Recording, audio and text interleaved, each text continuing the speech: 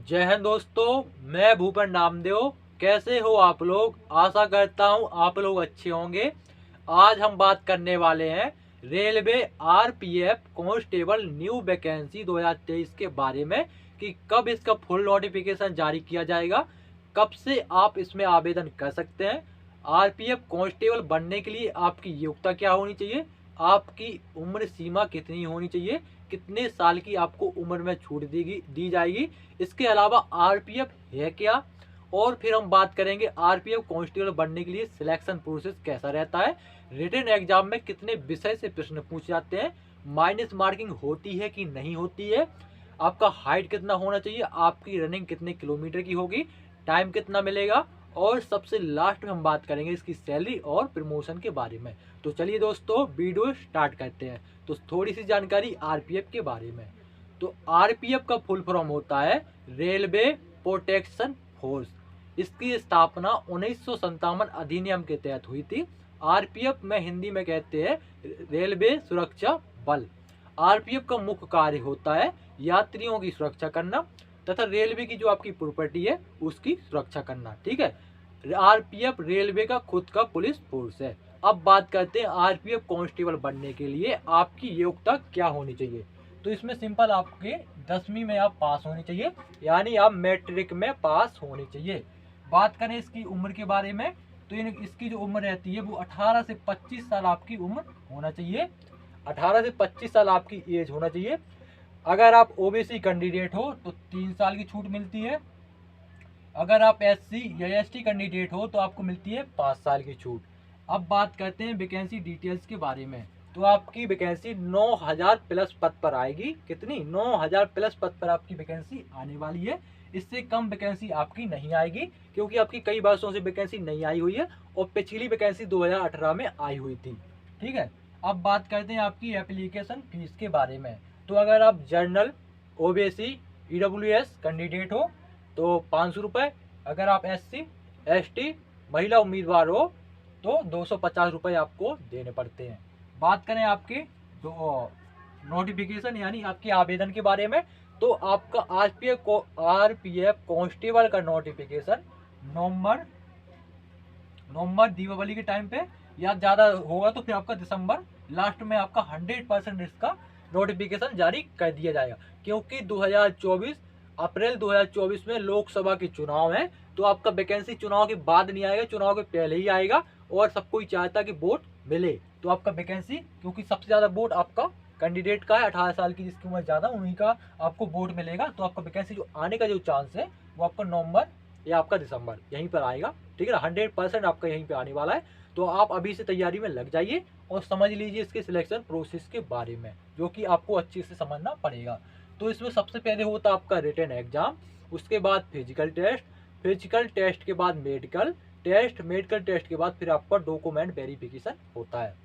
Written exam में आपका 3 विषय से प्रश्न पूछे जाते हैं। जी के जीएस प्लस करंट अफेयर्स के 50 प्रश्न रहते हैं, मैथ के 35 प्रश्न रहते हैं, और रीजनिंग के भी आपके 35 प्रश्न रहते हैं। टोटल आपके 120 क्वेश्चन रहते हैं, जो कि आपके 120 मार्क्स के रहते हैं। यह पेपर आपका सीबीटी यानी कंप्यूटर बेस्ड टेस्ट आपसे कराया जाता है। इसका मतलब आपका पेपर ऑनलाइन होगा।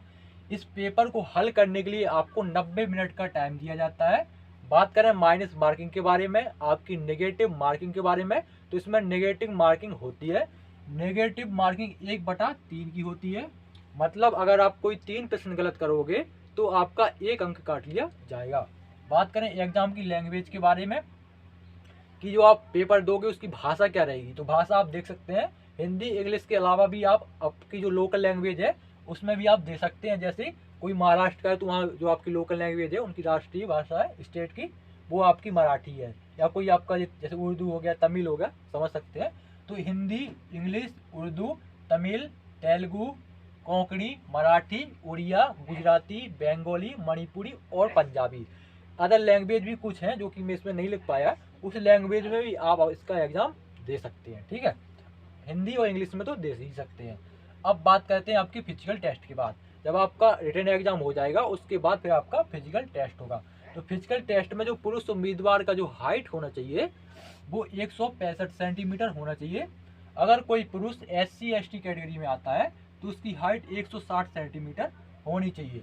अब बात करते हैं महिला उम्मीदवार की हाइट के बारे में। तो महिला उम्मीदवार की हाइट 157 सेंटीमीटर होनी चाहिए। अगर कोई महिला SC ST कैटेगरी में आती है तो उसकी हाइट 152 सेंटीमीटर होनी चाहिए। अब बात करें चेस्ट के बारे में, तो चेस्ट जो होना चाहिए वो 80 से 85 सेंटीमीटर पुरुष उम्मीदवार का होना चाहिए और 5 सेंटीमीटर मिनिमम 5 सेंटीमीटर चेस्ट का फुलाव आना चाहिए। बात करें रनिंग के बारे में कि आपकी दौड़ कितनी होगी, तो पुरुष उम्मीदवार की दौड़ होगी 1600 मीटर की और टाइम दिया जाएगा 5 मिनट 45 सेकंड का। महिलाओं की दौड़ होगी 800 मीटर की और टाइम दिया जाएगा 3 मिनट 40 सेकंड का। बात करें लॉन्ग जंप के बारे में, तो लॉन्ग जंप इसमें पुरुष उम्मीदवार की 14 फीट की होगी और महिलाओं की 9 फीट की होगी। बात करें इसके हाई जंप के बारे में, तो पुरुष उम्मीदवार की हाई जंप 4 फीट की होगी और महिलाओं की 3 फीट की इसमें हाई जंप होगी। बात करें आपके वेट के बारे में, यानी आपका वजन कितना होना चाहिए, तो वजन आपका मिनिमम 50 किलोग्राम होना चाहिए। अगर किसी कैंडिडेट का वजन 90 या 100 किलोग्राम है तो उसका वजन एज के अकॉर्डिंग नापा जाएगा, जैसी उसकी उम्र होगी वैसे उसका वजन नापा जाएगा। बात करें आपकी सैलरी और प्रमोशन के बारे में, तो इसकी इन हैंड सैलरी होती है 21,700 रुपये। इसके अलावा मिनिस्ट्री ऑफ रेलवे की तरफ से बहुत सारे अलाउंसेस दिए जाते हैं, जैसे TA, DA, HRA, ration money. इन सभी अलाउंसेस मिला के आपकी सैलरी बनती है शुरुआत में 30 से 35 हज़ार के बीच में, 32 से 35 हज़ार के बीच में आपकी सैलरी बनती है, ठीक है ना। वो आपका सिटी पर डिपेंड करेगा। जैसे मान चलो आप दिल्ली में रहेंगे, अगर दिल्ली, बेंगलोर, मुंबई यहाँ अगर आपकी पोस्टिंग हो जाती है तो यहाँ पर आपकी सैलरी ज़्यादा रहती है। अगर कोई लोकल एरिया है, ठीक है ना, कोई छोटा मोटा जिला इला है वहाँ होती है तो उसकी पोस्ट वहाँ पर आपकी सैलरी कम मिलती है, ठीक है। तो आप समझ गए होंगे। इसके अलावा अगर आप RPF का कमांडो भी होता है, तो अगर आप RPF में कमांडो बन जाते हैं तो उसकी सैलरी अलग से मिलेगी, ठीक है ना। तो वो सैलरी आपको 19,000 के लगभग मिलेगी। तो शुरुआत में मिला लीजिए तो आपकी सैलरी 50 से 55 हज़ार के बीच में शुरुआत में बन जाएगी। तो ये थी जानकारी आपका RPF कांस्टेबल से रिलेटेड। अगर आपको कुछ डाउट हो तो आप कमेंट बॉक्स में पूछ सकते हैं। आपका वैकेंसी 100% नवंबर और दिसंबर में आ जाएगा, तो आप अभी से तैयारी में लग जाइए। मिलते हैं किसी नेक्स्ट वीडियो में, तब तक के लिए जय हिंद।